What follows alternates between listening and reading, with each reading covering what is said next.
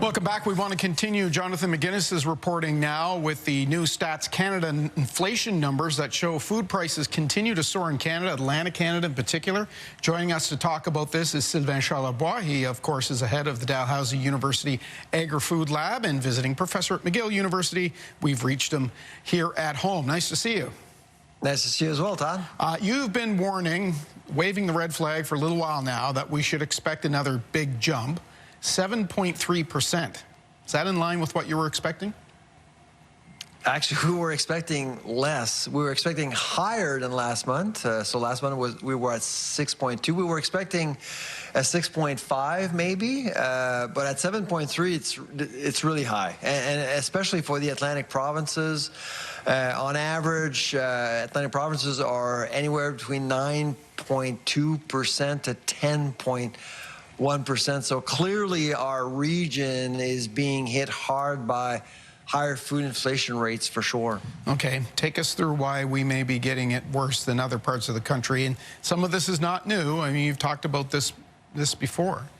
Yeah, absolutely. The first thing I want to address is this GST holiday that happened a year ago. A lot of people may feel, well, these numbers are inflated because of the GST holiday, because a year ago, numbers were really low, so we were expecting high numbers.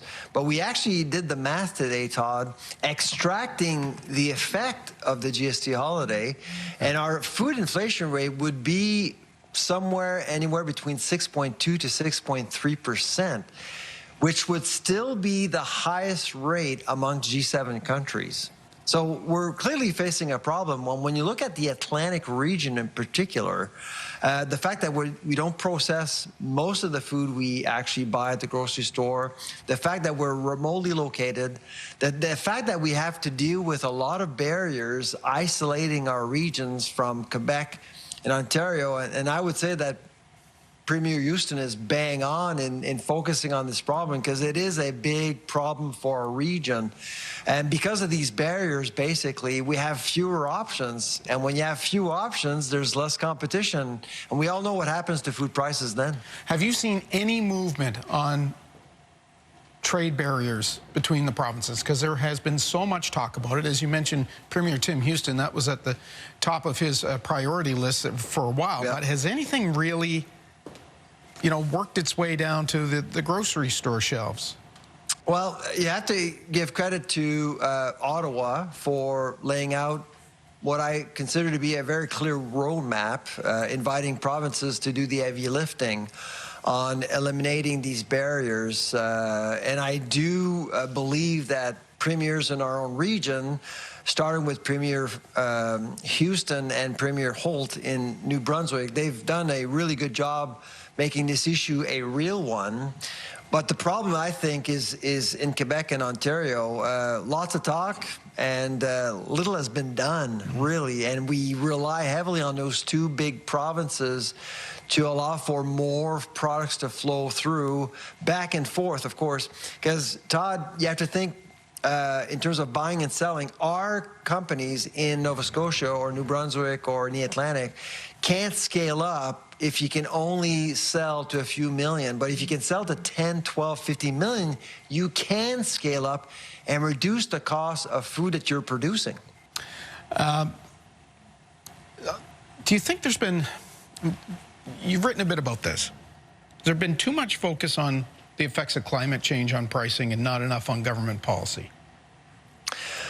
Well, I mean, climate change is a factor. I mean, obviously, if you look at, say, cocoa and coffee and beef, I mean, over the last little while, we've all talked about these things, and they were impacted by climate change. But I do think that short-sighted policy has actually surpassed the effects of climate change. And I'm thinking of the GST holiday. Now, the GST holiday, people may think, well, we weren't paying taxes for 2 months. The problem with the GST holiday is that, well, it was a holiday, it was temporary, which allowed for opportunistic pricing to occur. So as we were celebrating the fact that we weren't paying taxes, prices were actually going up.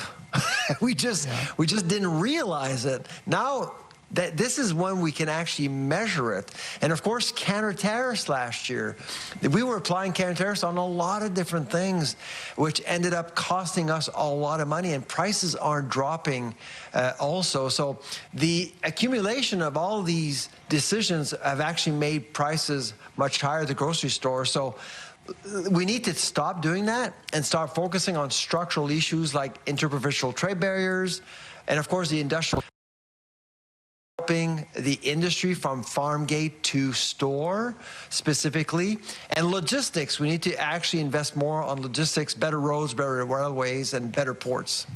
You've written that our infrastructure, when you talk about that, ports, highways, et cetera, it's just too antiquated.